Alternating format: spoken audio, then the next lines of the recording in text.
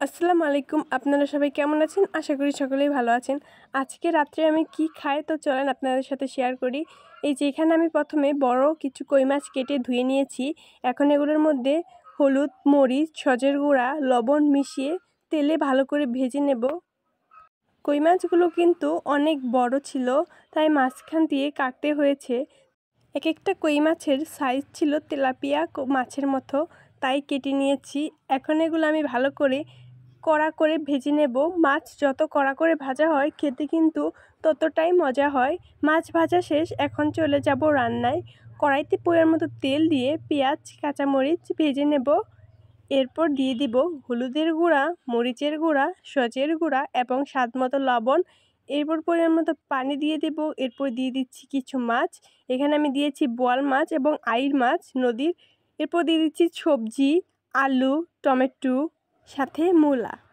পরিমাণ মতো পানি দিয়ে ভালো করে যখন সবজিটা একটু ফুটে আসবে, তখন আমি ভেজে রাখা এইখান থেকে 3টা মাছ দিয়ে দিচ্ছি।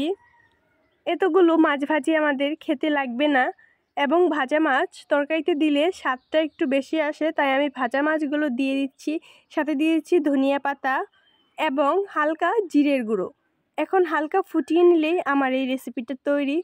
এখন আমি শিং মাছ রান্না করব। শিং মাছ রান্না করার জন্য এখানে আমি 3 থেকে 4টা পাকা টমেটো কেটে নিয়েছি কুচি করে, সাথে 5-6টা আলু কেটে নিয়েছি, নতুন আলু। রান্না করার জন্য সবই প্রস্তুত। এখন চলে যাব রান্নায়। কড়াইতে পরিমাণ মতো তেল দিয়ে পেঁয়াজ, কাঁচামরিচ হালকা ভেজে নেব। এরপর দিয়ে দিব সকল গুঁড়া মশলা, হলুদের গুঁড়া, মরিচের গুঁড়া, সজের গুঁড়া এবং স্বাদ মতো লবণ। মশলাটা ভালো করে কষাতে হবে। ভালো করে কষানো হয়ে গেলে এর মধ্যে পরিমাণ মতো পানি দিয়ে আরেকটু কষিয়ে নিচ্ছি।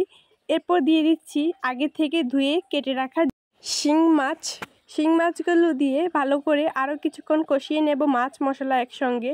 এরপর দিয়ে দেব কেটে রাখা আলু, সাথে 3 থেকে 4টা টমেটো কুচি। এগুলো দিয়ে ভালো করে আমি পানি ছাড়া অনেকক্ষণ কষিয়ে নেব। বেশ অনেকক্ষণ আমি সব কিছু মশলার সাথে কষিয়ে নিয়েছি। এখন দিয়ে দিচ্ছি পরিমাণ মতো পানি। পানি দিয়ে আরও কিছুক্ষণ রান্না করে নেব, তাহলে আমার এই রেসিপিটা তৈরি। আপনারা চাইলে এইটা অবশ্যই বাসায় ট্রাই করে দেখতে পারেন, আশা করি ভালো লাগবে। এখন একটু ভাজা জিরে গুঁড়া দিয়ে দেব, যাতে তরকারিটার টেস্টটা একটু ভালো আসে। এখন আমি খাবো এই যে জিওল মাছের একটি তরকারি, সাথে আছে কপির ডাঁটা এবং শালগম দিয়ে ডাউল দিয়ে রান্না করা, কালো জিরে বাটা, মূলো শাক ভাজি, শসা, লেবু এবং কই মাছ ভাজি, কই মাছের তরকারি। সবগুলো রেসিপি কিন্তু তৈরি এবং খেতেও প্রচুর মজা ছিল। আজকের মতো বিদায় নিচ্ছি। আল্লাহ হাফেজ।